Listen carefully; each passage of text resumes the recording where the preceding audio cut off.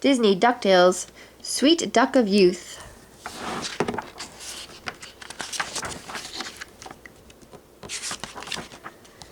Huey, Dewey, and Louie, Launchpad McQuack, and Miss Beakley sang happy birthday to Scrooge McDuck as he opened his present. When he saw it, he almost cried. It was a rocking chair. "It's the perfect gift," said Miss Beakley happily. "Am I really that old?" thought Scrooge, suddenly tired. "Why, it seems like only yesterday I made me first million. Oh, if I could only go back. If only I could find the Fountain of Youth." That idea sent him rushing to his library. A moment later, the others found him smiling down at a book in his hands. "Pack your bags, lads. We're going to Florida," said Scrooge.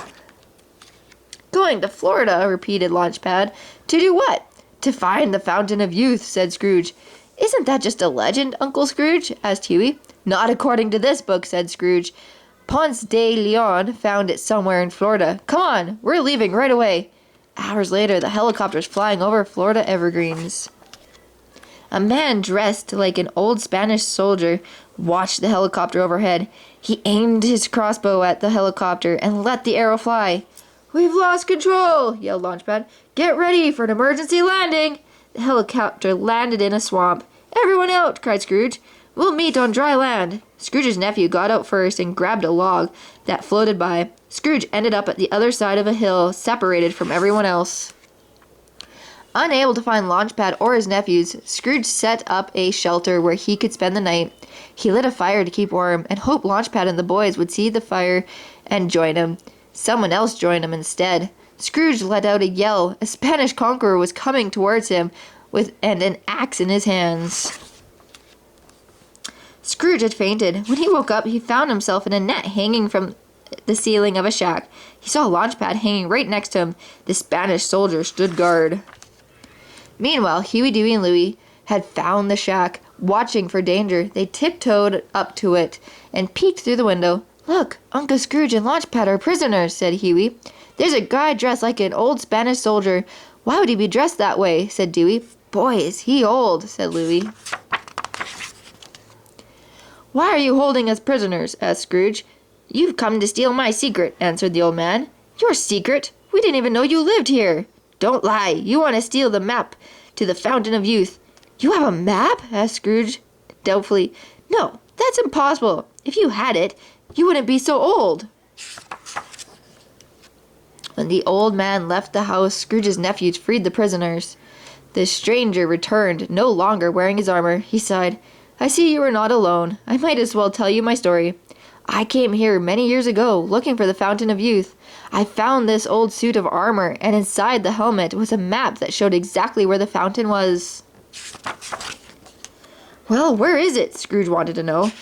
"At the old mission. But I warn you, the fountain is dry." "We'll go there in the morning," Scrooge decided. At sunrise, the group stood before the ruins of the Spanish mission. The fountain had been well cared for, but no water had poured through it in years. Everyone knew how disappointed Scrooge was, and they all stood around the fountain in silence. Suddenly, the bricks underneath their feet gave way, and they dropped down into a river that flowed through an underground cave. It seemed as if the river carried them for hours until finally they came to a stop in a large cave where the water was calm. "Look!" shouted Launchpad, pointing to the cave walls. Giant figures were carved into the rock, and water squirted from their mouths. It was the Fountain of Youth. Scrooge looked into the water and screamed with surprise. The Scrooge who looked back at him was 40 years younger. "So, this is the secret of the fountain," said the old man, looking into the water himself. "The water doesn't make you younger. It only shows you what you looked like when you were younger." "I was really good looking, wasn't I?" said Scrooge. "But I still liked myself the way I am. I think I'm more interested."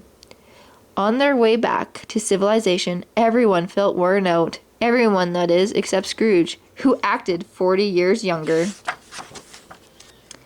It was time to return to Duckburg. The old man went to the airport with them to say goodbye. "I hope you'll come again," he said, shaking Scrooge's hand. "I hope our next meeting won't be so tiring," said Launchpad. "I think I could sleep for a week." Life is too short to waste it in bed, Scrooge told him. I can't wait to get back to my business.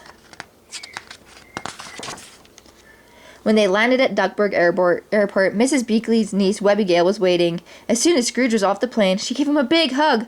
"I'm so happy to see you," she said. "I was afraid you'd come back younger." "Why, what would make you afraid?" asked Scrooge. "Why, because I like you just the way you are."